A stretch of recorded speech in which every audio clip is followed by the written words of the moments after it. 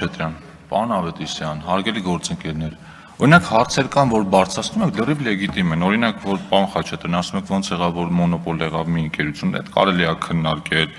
կամ օրինակ, որ ասում եք կարմիր գծերի մասին այդ որոշումը ընդունելուց հետո խցանումները ինչքանով մեղմացան, այդ էլ կարելի է քննարկել, իդեպ այդ հարցերը մենք ձեզնից ավելի ինտենսիվ ենք տալիս ու պատասխաններին ենք սպասում ենք, բայց բաներ կա, որ ասում եք, իրականում ես համոզված եմ, որ պատասխանը դուք էլ գիտեք։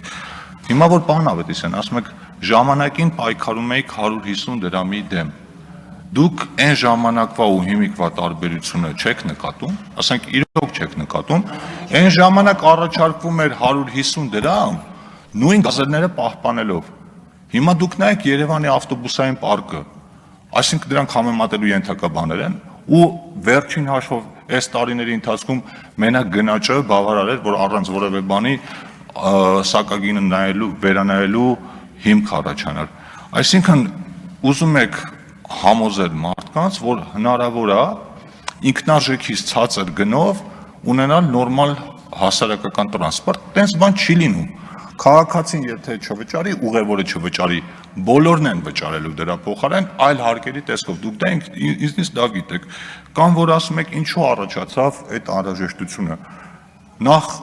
ու այդ տուգանքի մատերիալն էլ մանտրայի նման ամեն անգամ կրկնում եք։ Եթե կա կանոն, պիտի լինի նաև պատասխանատվություն։ Իսկ այդ պատասխանատվությունը առաջանում է անհրաժեշտությունը հատկապես այն դեպքում, երբ որ խորհրդարանի падգամավորները փոխանակ մարդկանց հորդորեն, որ ընդունված օրենքներն ու կանոնները պահպանեն, հակառակը խորհուրդ են տալիս, ասում են մի վճարեք, կանոնները խախտեք։ Այսինքն ինչ եք առաջարկում, այն բարեխիղճ ուղևորները վճարեն ոչ բարեխիղճ ուղևորների համար։ Ուզում եմ ասել, ավարտում եմ, մի ձևացրեք, որ դուք մեր քաղաքացիների մասին ավելի շատ եք մտածում, քան այդ քաղաքացիները ու մենք, որովհետև այն բոլոր փոփոխությունները, որ կատարում են, հենց այդ քաղաքացիների շահերից ելնելով են անում։